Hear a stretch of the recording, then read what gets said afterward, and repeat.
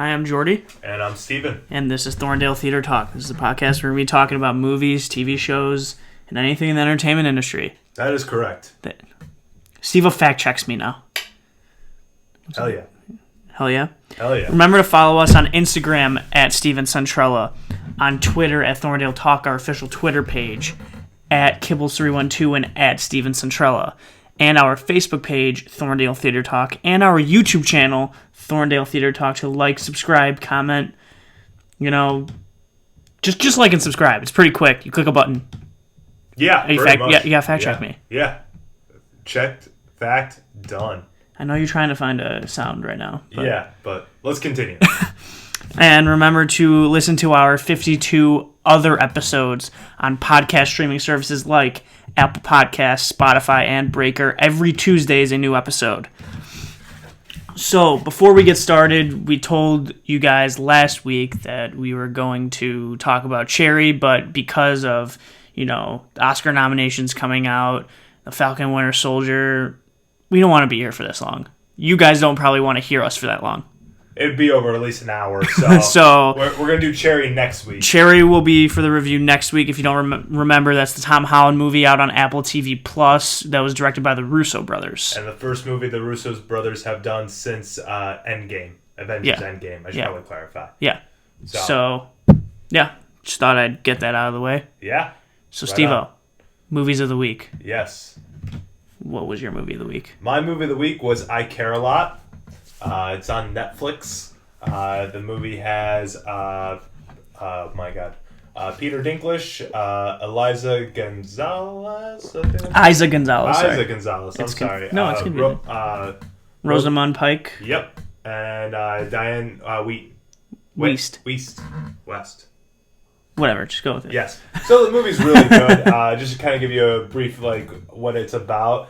So, this woman, she has a kind of small business where she is the guardian, you could say, of older people who have no family to take care of them. I thought she was a con artist. Well, sort of. So she takes advantage. So she takes these old people and kind of takes advantage of them, puts them in homes, even though some of them probably shouldn't be in homes, and then takes over their estates and stuff like that, and again pays herself. And takes over pretty much the whole thing. So the movie pretty much is again, it's a whole scam she has because the doctors tip her off. She has it in with the nursing homes, and so the doctors told her she's got a cherry, and a woman who has no family, has a lot of money, and who's losing it just a tad bit. Not really losing it, and so they got a court order, et cetera, and so they take advantage of this woman, and they put her in a home. And then stuff happens, right? Well, so the stuff that happens is that she's not who they thought she is. Yeah, don't spoil anything. But it definitely takes a huge turn, and it gets so crazy. It just wasn't what I was expecting. And I think that's why I really like this movie. It just the whole time where you think where this movie's going, it's not. It takes another turn. It takes another turn. It takes another turn. It's so good like that. It's so funny. It's very entertaining. The ending is something that I saw coming, but at the same time I didn't. So it's a very interesting, very good movie. How good was Rosamund Pike? Her character was unbelievable. She really good in it too. She scares me. She has that determination of ruthless. Gone Girl. She was freaking Gone Girl. Yeah, no, this was it's up there with No, I'm not comparing it. I'm just saying that she was also freaking Gone Girl. Yeah, no, this is more of self-determination kind of thing. Uh-huh. She will do anything to get on top. Yeah. Anything to be successful. Anything. She's willing to cut throats, take advantage. That kind of person. So, but overall, just great performances by everybody. Definitely watch this movie. It's on Netflix. Trust me, it's like a movie. Like I said, it takes so many turns. You don't know where it's going. So it's definitely not a movie you can predict. Mm-hmm. But it's very entertaining. Honestly, I would say, if I watched this movie in 2020, it would have been probably one of my favorite movies of 2020. 100%. Oh wow! So Damn. Yeah, that's high praise. No, that or Piece of a Woman. Two different movies. One's like a full-on drama. Well, what if they were both nominated for best movie? Like, who would you like? You can't. They can't do two different movies on that. If you're going, all right. If you're what's the better movie? Like, what's your favorite? Like, what do you enjoy more? Which one did you enjoy more? It's different because, like I said, it's hard because like stop scapegoating. No, because Piece of a Woman was just a very emotional, sad movie, but it was so good, like based on performances. But this is more like funny, entertaining, like it's two different genres, so it's hard to like. I mean, that's what they do for the Oscars. They still combine it. I know, but still, it's you can't do it. I can't. They're so equal. They're equal. Just say it that way. Sure, it's equal. Just do it that way. Sure, they're equal. Two different movies, though. Two different movies. But in the Oscars, there's like The Big Short was nominated, which is kind of like a fun, like funny movie, and then there was like I don't know something else probably got nominated that was like pretty dramatic. Yeah. But yes, watch the movie. I Care a Lot on Netflix. You'll enjoy it. Trust me on it. Watch it. Okay. So what was your movie of the week? Why was your movie of the week? How was your movie of the week? My movie of the week was On the Rocks, which is a Sofia Coppola movie that was on Apple TV Plus with Rashida Jones, Bill Murray, Marlon Wayans, Jenny Slate. So this movie was all right. Yeah. It was fine. Bill Murray, the acting was great. I mean, you have that cast, they're going to perform pretty well. Right. The story was very, this woman thinks that his husband's cheating, and then so she seeks help from her father, who's like a playboy, kind of has this, kind of horrible view on, or just, a wrong view on things along with women, and it's just... It was all right. I'm not trying to nothing it was special. Fine. Yeah, it was nothing that I would go raving about. I think there's other stuff on. I mean, I guess I'd recommend it because I did like the acting. Like Rashida Jones was really good in it. Bill Murray's actually very good in it. Bill Murray. Jenny Slate was barely in it. She was in 3 or 4 scenes, but she was kind of the comedic relief of it. But yeah, I mean, it was okay. I was expecting an all-right movie, and it was exactly what it was, where it was just it's fine. So if it's something you're just looking for something new to watch and a decent movie, we recommend it. If it's something that you literally have if you see another movie, probably choose that one. Yeah. It's not bad. It's basically just nothing. If we go to another full quarantine where we're in lockdown, definitely watch it. Sure, watch it. Yeah. So there you go. Let's hope not. Let's hope that doesn't happen, but there you go. It's not a bad movie. It's just very nothing happens. I didn't feel wow. Right. So that's my review of On the Rocks. Steve, what's your movie of the week for this week? So my movie of the week this week is going to be Charlie Wilson's War. I'm jealous. I haven't seen it. It's on Amazon Prime. It's an older movie. It came out in 2007.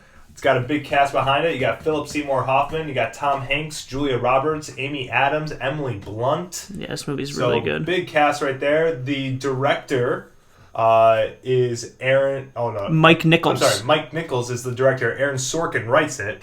But Mike Nichols is the director from The Graduate.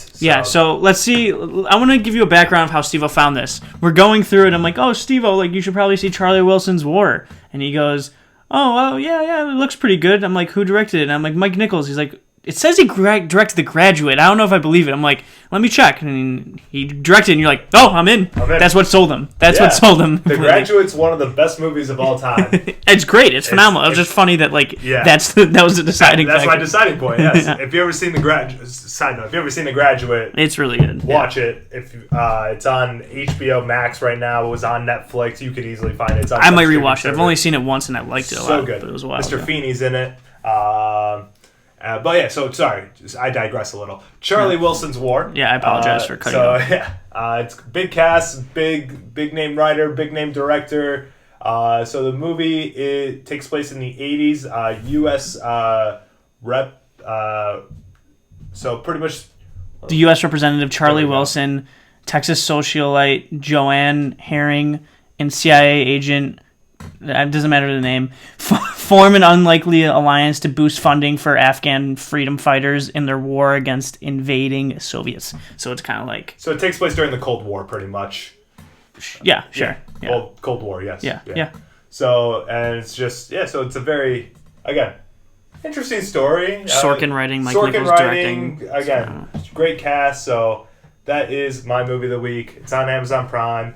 It's got decent reviews, 82% on Rotten Tomato, 7 out of 10 on the IMDb's, and IMDb. then 67% from Metacritic. So some decent reviews there. Metacritic is pretty harsh, but... Yeah. But, hey, I'm excited. Yeah, I'm jealous. Amazon to the Prime. I'm there. So what's your movie of the week? My movie of the week is Seven Psychopaths, which is also on Amazon Prime, which is directed by, oh man, I am not going to remember right off the top of my head. Martin McDonagh, who directed 3 Billboards Outside Ebbing, Missouri, which is... It's a great movie. It's actually like a top... I mean... That one. It's one of my favorite movies that one that I've best seen in a while. movie of the year It was for the Oscars. It was 2 years back, yeah. Did it win Best Movie? Mm-hmm. I know Friends... Oh, I didn't think it won Best Movie. It did. I mean, I'll take your word for it. Okay. I mean, I remember it was Frances McDormand and Sam Rockwell, but I don't think it won Best Movie. Can you look it up? I'm 90% certain. You're quicker at that. Okay. I'm 90% certain that it won Best Movie. Okay, but it's a phenomenal movie. That's actually one of my favorite movies. I think it's brilliant. He wrote and directed it. He wrote and directed this, Seven Psychopaths, which has, the great Christopher Walken, Colin Farrell, Sam Rockwell again, Woody Harrelson again, and it says it's about a struggling screenwriter inadvertently becomes entangled in the Los Angeles criminal underworld after his oddball friends kidnap a gangster's beloved Shih Tzu. So it's... Interesting. I mean, because Martin McDonagh loves the, his comedy's very more on the ridiculous side, where it's like, oh, it's a stolen dog. Right. Or 3 Billboards Outside Ebbing, Missouri is a very sad story, an incredibly sad story, but there's so much humor in it. Yeah. That's what he's like. It kind of makes sense to me. I'm excited because I've wanted to see this for a while. He has another movie I think it's called In Bruges or something, but I wanted to see this one more. So out on Amazon Prime, 7 Psychopaths. I'm watching it this week. Right. I'm pumped. And obviously we're going to talk about Cherry next week. So, you know what happened Friday, right? What happened Friday? Falcon and Winter Soldier came out. The Falcon and the Winter Soldier came out. How much longer are you going to keep looking for sound effects? I'm trying to find the right one for Falcon and Winter Soldier, but nothing good for Falcon and Winter Soldier. So came out Friday. It's a 6-episode new series on Disney Plus, which is in the MCU. I thought I'd just at least give you kind of a rundown, even though I'm sure a lot of people know. Yeah, in case you don't. Yeah. Steve-O, thoughts? Spoiler review, by the way, so wait 2 seconds. Wait 2 seconds. 1, okay, Mississippi. Okay, go. 2, Mississippi. Go. Overall, I thought the episode was alright for the first episode. Kind of not like WandaVision, where the first episode was just so bad. I think this one, there was stuff going on, so definitely entertainment going on. Again, my prediction of this series having more action than the last, than WandaVision, that's kind of predicted because of these 2 characters and the stuff they've gone through in the other movies. I do really like Bucky's. I like his journey so far. His journey is probably the most interesting one, I think, because you have him. So he's again no longer brainwashed. So he's his own man again, and so he's trying to make amends for all of the years of what he's done, and it's just very interesting, and it's sad at certain points. It's funny at certain points. It's just. He does have an interesting arc, and I want to see where his storyline goes.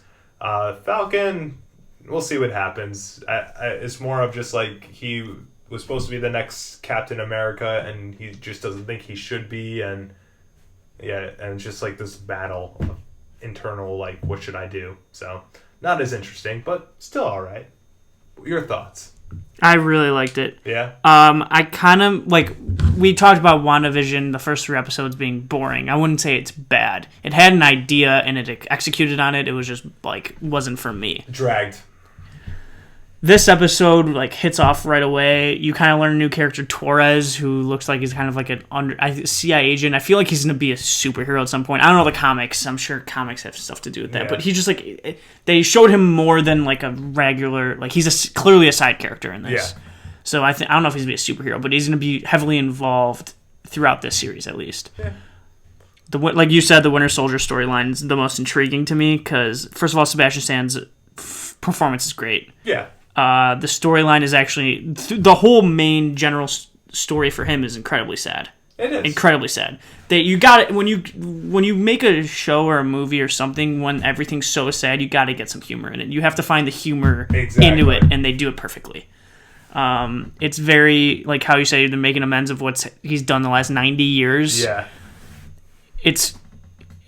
It's very sad because like with the old man, the whole thing with the kid, and he like killed a random guy on his mission and like started to feel he like obviously remembered that and became friends with his father, and that's a hard thing to go through, but also his like social skills and dates, like because he's so down in the dumps right now, like it makes those interactions funny in like the.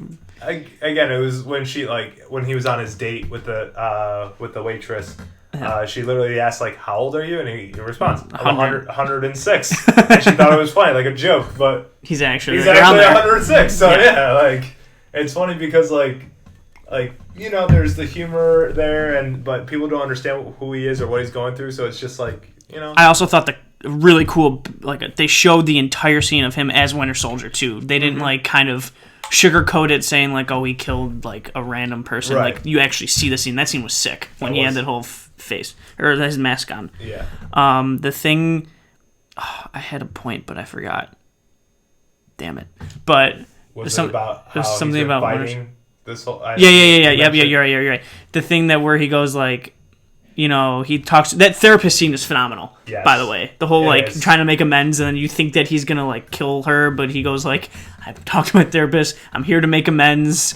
I'm no longer the Winter Soldier," or something like that. It was pretty funny to the really ex-Hydra or whatever. Yeah. It's really cool that he has a huge list of that, and that like might factor into the rest of the season. Although we did see the main villain, or at least a little bit of the main villain, who kind of looked like they might have had the super serum. Maybe. Captain America had. It's one of those things though, but they're called the Flag something. So what they're fighting for is because they felt like the world was better after the blimp. Like after Thanos' snap. I think they're called like the Flag Smashers or something. But it was because during after the whole blimp there was no more like country territories. Everyone was kind of at like a peace. And then with everybody coming back, people are like going back to normal with like. Again, countries demanding their territories again. So that, like, their meaning of what they want to do is interesting because, like, it makes sense. They're fighting for, I guess, in a way of a peace, of unity, because you know what? There's a bigger threat out there, and you've seen it. You've seen what Thanos did. You've seen them being invaded by aliens several freaking times. So the great thing about Marvel is that they finally have gone to the point of like we have to make the villain have an actual a good quotes good reason of what they're doing. Definitely not, but like you can see right concept, horrible way to do it. Exactly, obviously. That's the whole thing. Their concept is it makes sense. It makes sense because they're fighting for just I know, but overall unity. You're also murdering innocent. Exactly. So it's hard to say. It's not hard to say. You're murdering innocent people. I don't know. You have to break a couple eggs to make an omelet. So you're murdering people. You just made a breakfast analogy. This is talking about people. That actually works. To make an omelet, you need to break a couple eggs. They're trying to make an omelet by murdering innocent people. Hey, you murdered an egg when you make an omelet. Yeah, but they aren't people. Wow, that sounded dark. Wow, how do you feel that? All right, we're getting off topic. But I like that. I'm going to try to wrap this up a little bit quickly. Yeah. So, what I was going to say, Winter Soldier, the part about him that was, like, very touching, I thought, is that, like, he's fighting a war. When he said along the lines of, like, I've been fighting 90 years straight with, like, a subtle peace in Wakanda, which is so true. Like, he's literally, and he's like, what do I do now? Which is incredibly sad. Yeah. And he's incredibly right.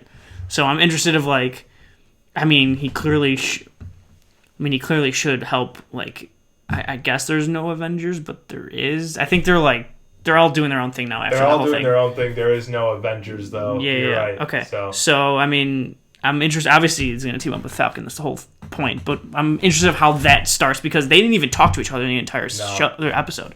And then going to Falcon because I didn't talk anything about it. I actually liked his. If you want to compare Winter Soldier's storyline's more intriguing to me, but Falcon's is actually really cool. Never saw his like family side. Yeah. The whole like concept of him being like getting Cap's shield, like giving it to him, and he's not. He says he says in the end of Endgame, it feels like it belongs to someone else. Yeah. Which is like, he's referring to Captain America. Exactly. And it's so. I thought that whole interaction of him and the whole mantle of like who's going to be the new Captain America is really cool. And I think that I'm very intrigued of what he's going to do, especially at the end of the episode, showing like the new Captain America, and he's probably going to be he's not going to be good. No, there's like no chance that new Captain America because if someone should be the next Captain America, it's going to be Falcon. Well, Steve Rogers chose who should be the next Captain America. It's Sam. It should have been Sam Wilson. But at the same time, again, the other one thing I did like about the episode, the guest appearance from Rhodey. Yeah, that was cool. War Machine. So that was cool. We also know, this isn't really a spoiler for the upcoming episodes, it was in the trailer, but the bad guy from Civil War is in it, Zemo, I think his name is. He's somewhere, he's probably pulling the strings in some sense, maybe. Or they're going to like interview or interrogate him to see like, I don't know. It's a good first episode. Yeah. Trying to cut it down. I liked it a lot. So overall, great first episode of Falcon and Winter Soldier. Definitely check it out. Disney Plus. We will do another review next week on episode 2 of Falcon and Winter Soldier.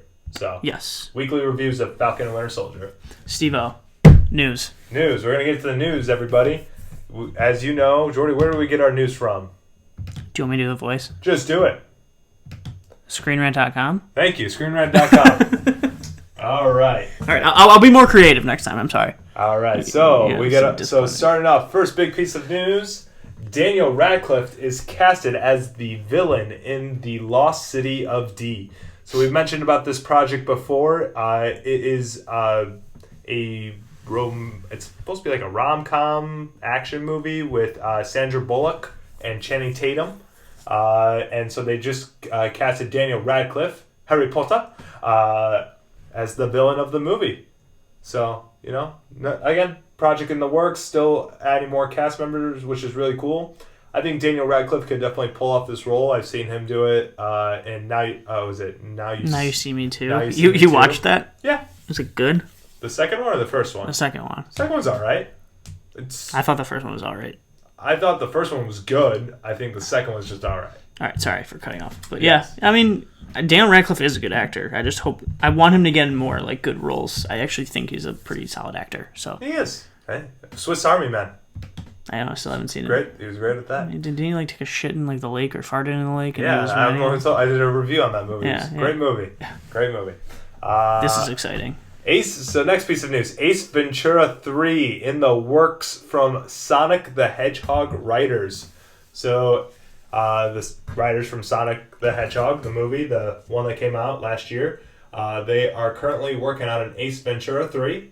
And it's in development at Amazon. Another comedy sequel many years off. I don't know how I feel about this personally. Again, I love Ace Ventura, don't get me wrong, but I am very against these comedy sequels that are decades apart from the originals. Yeah, I agree, but like Sonic the Hedgehog, didn't you see it? It was like not bad. Like it was like pretty good. It was good. No, It was great. I'm not denying that. I'm just trying to find the hope though. Yeah, try to see the hope. I try to not be biased as much as I used to, where like, oh, this is gonna suck because it's been forever. I'm trying to go like, oh, who's behind it? Right. Again, great people behind it. Don't get me wrong, but it's more of just like I'm biased because I don't like the comedy sequels that come 15 years later. Zoolander 2, Anchorman 2. I thought you liked Anchorman 2.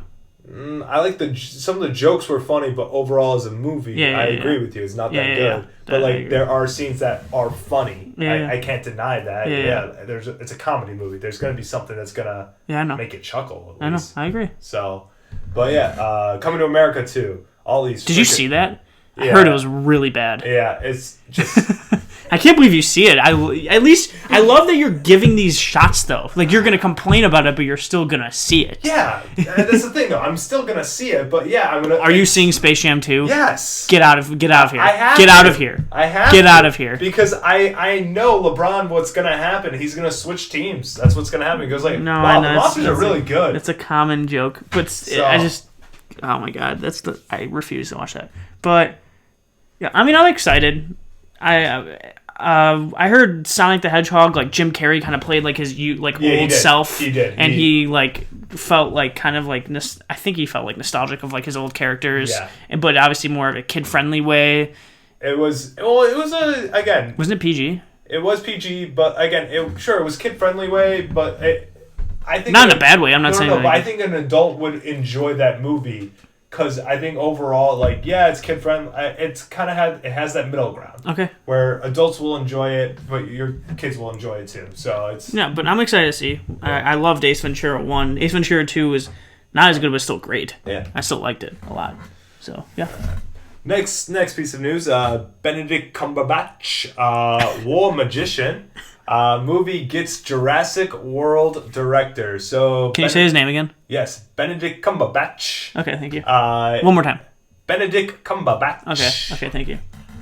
He's got a movie called War Magician coming out, and they just got Jurassic World director to direct it. Yeah, Jurassic World director was Colin Trevorrow. Trevorrow. Fun fact, was going to direct the third Star Wars in the newest trilogy, and then got, I don't know if he quit or got released and then got J.J. Abrams. I don't know. There was something there, but he was supposed to be the third one to direct it. Well, those Star Wars movies are not good, so it's okay. So I think people overreact on some of the... Well, I thought the last one wasn't that good, but some people overreact on those. All of them weren't that good. I actually enjoyed Last Jedi. There's complete faults to it, but Rian Johnson's vision was great, I thought. Okay, so we don't have to get into that. That's another story. Yep. I mean, we'll see. Benedict Cumberbatch is a great actor. Who doesn't like him? Yeah, he's a great actor. Colin Trevorrow. I mean, Jurassic World was fine. It didn't really I'm not a big fan. Jurassic Parks were classics to me. I like the original. Yeah, and I also don't find those movies. That's me personally. I'm not into those big adventure movies that way. Yeah. But we'll see. I mean, again, we'll wait to see more about this project as it continues. Yeah. But that's early stages. So. Yeah, the first Jurassic World wasn't that bad. So yeah, the first one with Chris Pratt. Chris Pratt was in the second one, but yes, the first one wasn't. It was pretty good. I don't think I ever saw the second one. Okay. I did. Not good. Yeah. Next piece of news. So 3 more Game of Thrones spin-offs are in development at HBO. Again, it's in development. Nothing's for sure, but they are talking about 3 more spin-off Game of Thrones shows. So the one that's currently in the works right now is House of Dragons. So about the Targaryens. So that one will be coming out first, and then they're working on another one. I know. Yeah, there's a lot about. Isn't it the before the isn't that the Baratheon? Yeah, they're doing the Baratheon the legit prequel. Yeah, the legit prequel, the Baratheon Rebellion. Yeah. But then they're also doing they're supposed to be doing a spinoff about the Children of the Forest. Yeah, there's a lot in works.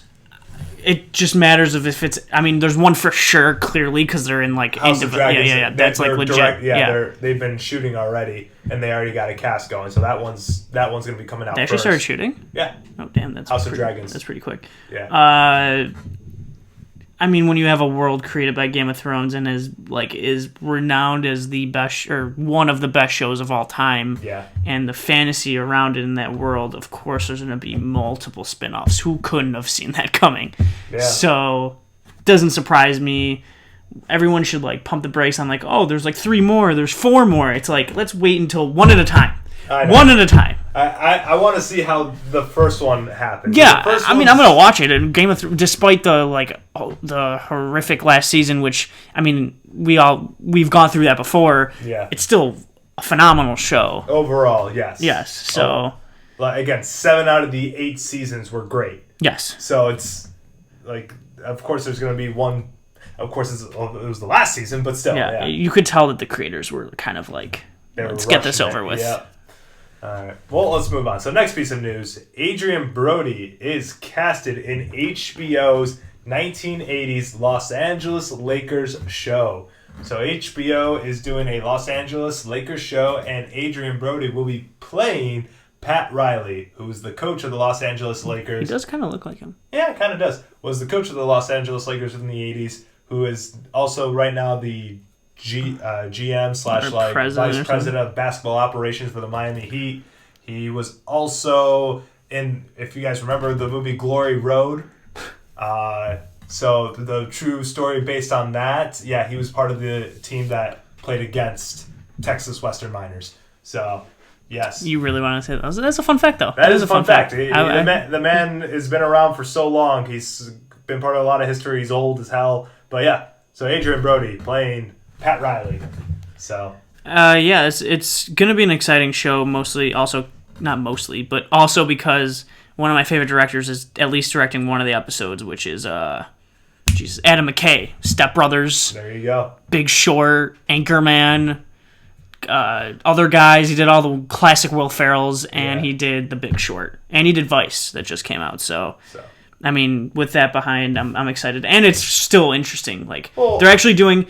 It's different from like The Last Dance, where it was a documentary of obviously everyone knows the '90s Bulls are like one of the most fascinating teams in sports history. Now they're doing another fascinating teams of the '80s Los Angeles, but it's actually like an actual show and not a documentary, which is really cool. That's why I find this interesting, because it's not a documentary; it's a show. But again, it's based on true stuff that's happened, but they're acting it out, which is very interesting, a different take on it, definitely. So I'm excited for it. Something to be on the lookout for. HBO show. All right, last piece of news that we have here for you. Marvel's Secret Invasion show reportedly casts a main villain. Jordy, what were you going to say? No, keep going. Okay. I'll say it after. My apologies. I'll say it again. Marvel's Secret Invasion show reportedly casts the main villain. The person they've casted is it's the guy from One Night in Miami who plays Malcolm X. It's Kingsley Ben-Adir. Yes. So I mean, the Secret Invasion show is another Marvel series that it's in the works right now. It's gonna be about what are they called? I have no idea. From Captain Marvel, the Skrulls. Oh, the Skrulls, yeah. It's going to be about the Skrulls. You just thanked me for not responding. Yeah, because you're no help. That's confusing.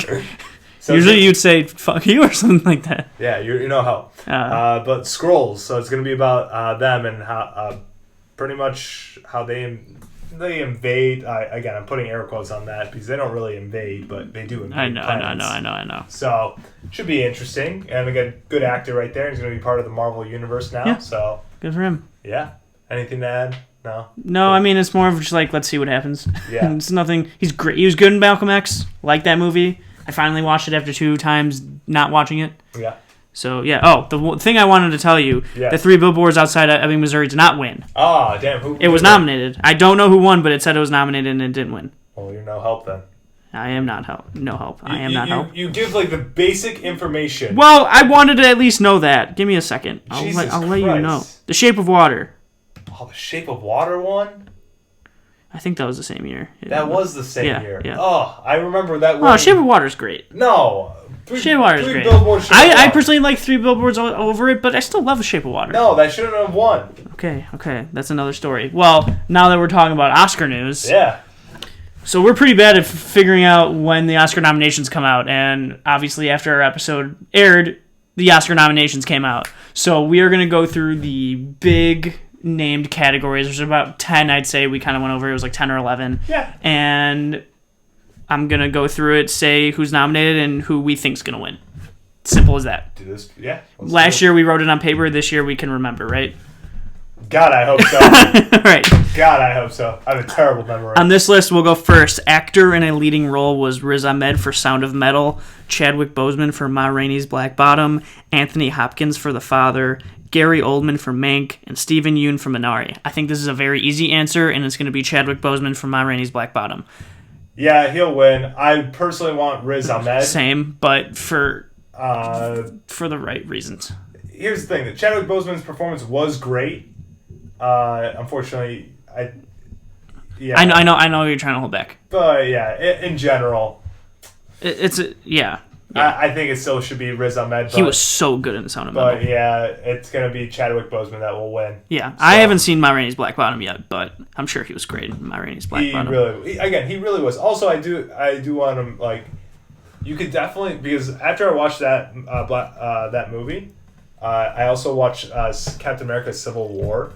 Like, a sad note, you could really see like how like sick he was, because like for how much like weight he lost in his face and his whole body, like you could just tell like the chemo radiation just So it's sad. Yeah.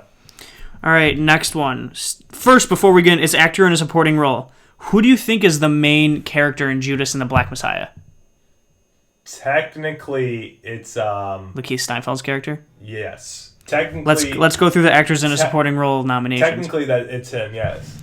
Nominees for actors in a supporting role: Sacha Baron Cohen for The Trial of Chicago 7, Daniel Kaluuya for Judas and the Black Messiah, Leslie Odom Jr. for One Night Miami.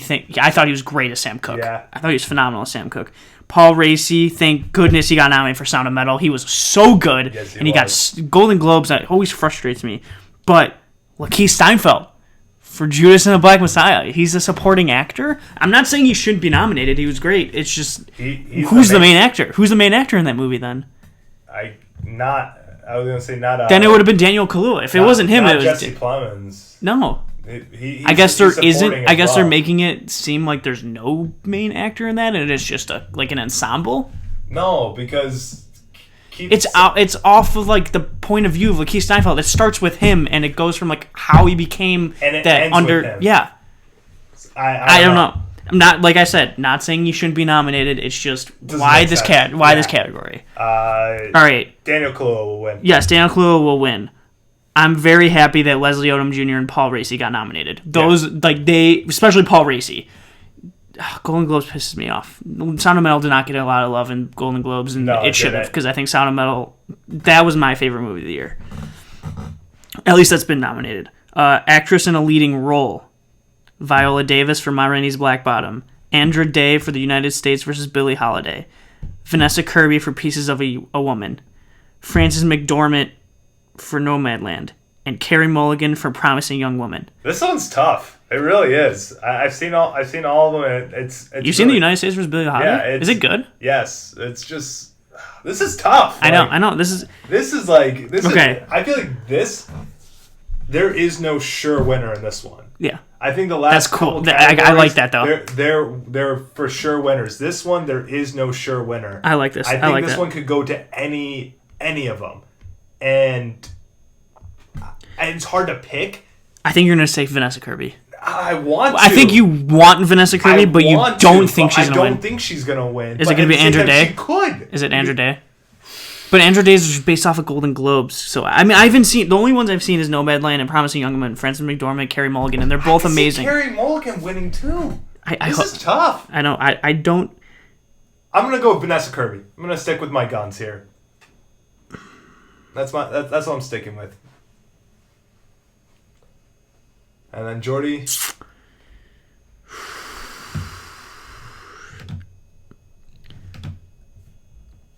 Who do you want to win? Who I want... I mean, I'm only basing of wanting to win is the two movies that I've seen, because that's the only knowledge, and I really liked Carey Mulligan and Promising Young Woman. I don't think she's going to win. I think it's going to be...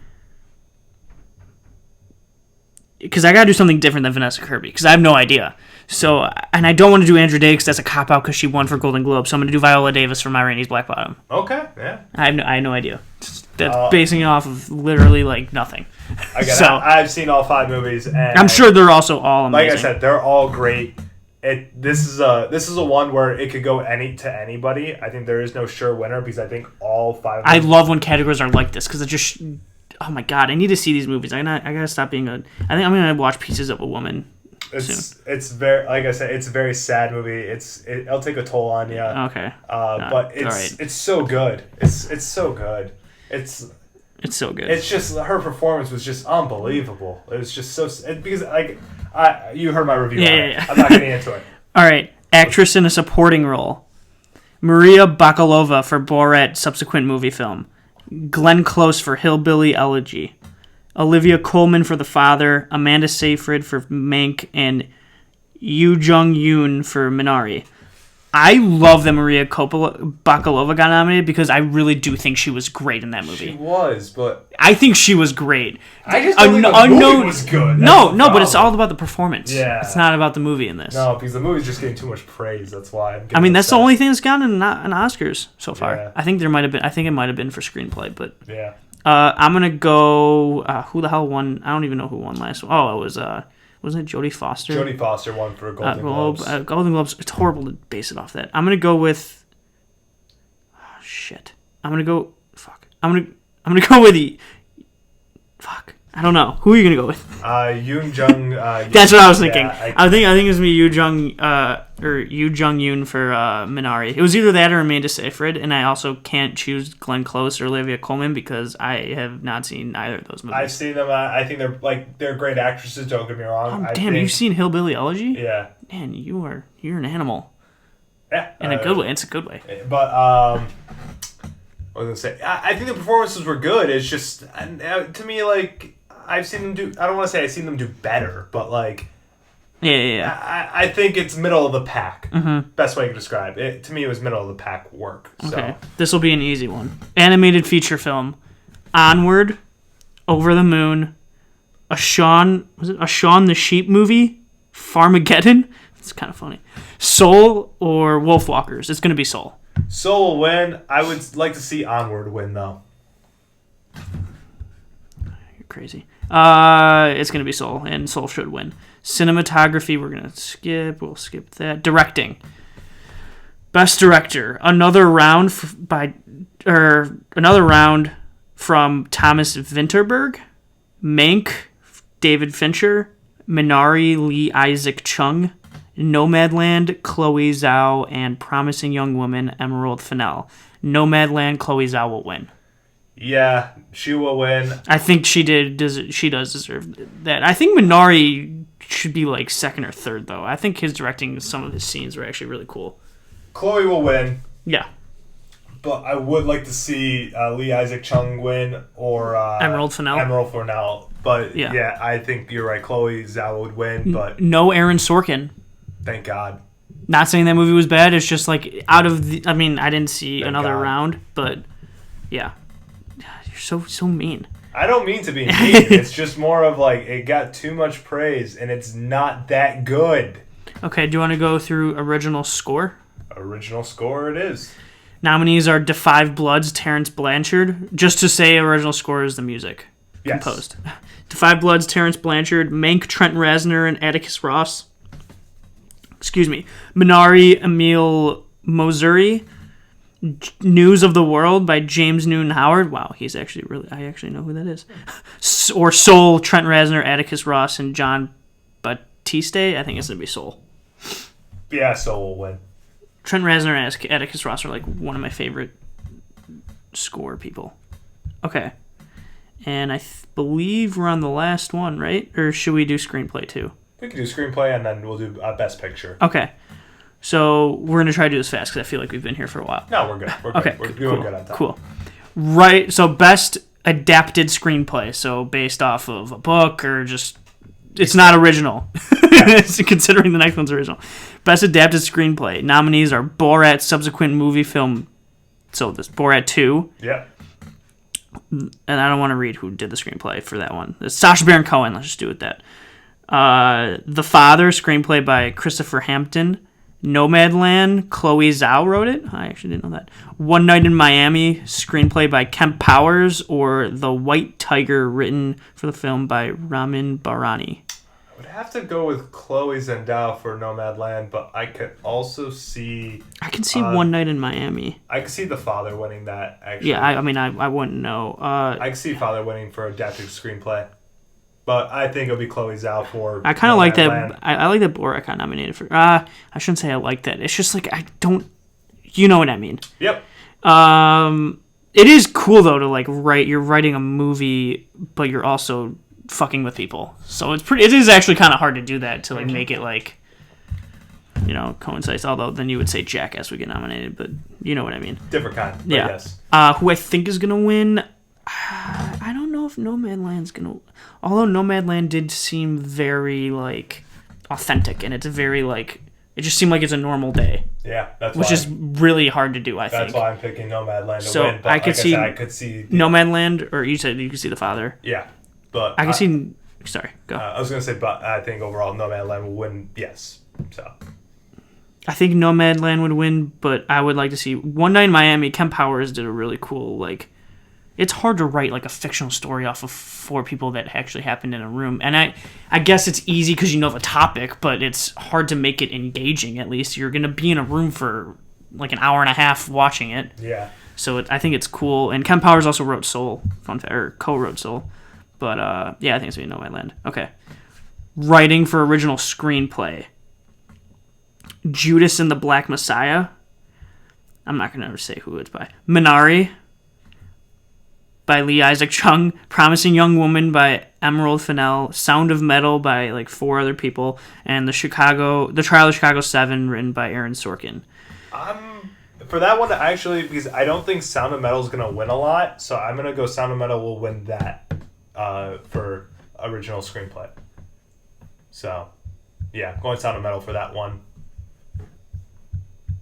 This one's going to be a tough one. Yeah. I guess I can see Promising Young Woman winning, but I'm going to go Sound of Metal.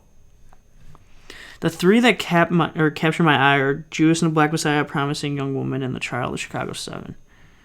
The problem with the great thing about Trial of Chicago 7 is that, like, it is so over dramatized. Yeah. It's, like, so over the top. But that's also Aaron Sorkin. Yep. The more I think about it, I really do like how Promising Young Woman's writing was. I thought it was awesome. I'm going to go with, I think, Trial of Chicago 7's going to win, but I do want Promising Young Woman to win. All right. I'm going Sound of Metal, but I can see Promising Young Woman winning. But Sound of Metal is my Who you think's going to win? Yep. Okay. All right, here we go. Last one, Best Picture of the Year. The Father, Judas and the Black Messiah, Mank, Minari, Nomadland, Promising Young Woman, Sound of Metal, The Trial of the Chicago 7. I am very happy Minari got nominated because I do think it should at least be in the conversation. Yeah. I do not think it's going to win, but it should be in the conversation because I think that is a really good movie. Well, this is what I think. This is what I think is not going to win. I think The Father's not going to win. Yeah. I think Mank's not going to win. Yeah. I think. So you're going trial by error right now. Yeah. I don't. I know that Trial of Chicago 7 is not going to win. So that will leave it between Sound of Metal, Promising Young Woman, Nomadland, and Minari and Judas and the Black Messiah. I do not think Minari is going to win. I think it's going to be between Judas and Black Messiah, Nomadland, Promising Young Woman, and Sound of Metal. I actually do not think Sound of Metal is going to win, which I don't think Sound of Metal freaking think it should win. Yeah, it's not. I'm sorry, but it should win. I'm going to go, even though all these movies are great, Judas and the Black Messiah, Nomadland, or Promising Young Woman, and I'm going to go with Nomadland. What I think will win is Nomadland. Yes, that's what I was saying. What do you want to win? I want to win? It's between 3 that I want to win. Just choose your one. No, yeah. Between 3. You're that's just so... 3. Oh my God. Hey, I narrowed I'm going to... Can I guess your 3? Yeah, go for it. Okay. It's Promising Young Woman. Yeah. Sound of Metal? Yeah. Oh, sweet. And... Well, then it's got to be Judas and the Black Messiah. Yeah. Okay. Those are my 3. Those 3 I think should win. Those 3 should win? They should win. You can't have 3 movies win. Yeah, but I want all 3 to win. But I think Nomadland will win, though. I think Nomadland will win, and I want Sound of Metal to win. Let me clarify. I want between Judas. Yes, I know what you mean. We know what you mean. I think Nomadland will win. So, yep. So that's all it. That's it. That is our. Those are after the predictions came. After the nominees came out, those are our predictions, and then we will review our results when Oscars come. Which should be 2 or 3 weeks. Yes. So that's it for this week's episode of Thorndale Theater Talk. Remember to follow us on Instagram at Steven Centrella, on Twitter at Thorndale Talk, our official Twitter page at Kibbles312 and at Steven Centrella, and our Facebook page Thorndale Theater Talk, and our YouTube channel Thorndale Theater Talk. You're right. To like, subscribe, comment, just like and subscribe. It's quick, easy as a click of a button. Yeah, that's where you should have done it. Yeah. You didn't let me finish. You just went with it. Yeah, I did. You're right. Oh, come on. Okay. And remember to listen to us every Tuesday on podcast streaming services like Apple Podcast, Breaker, and Spotify, and YouTube. If you want to watch Steve-O's beautiful face. I don't know if you saw that tweet, but that was me.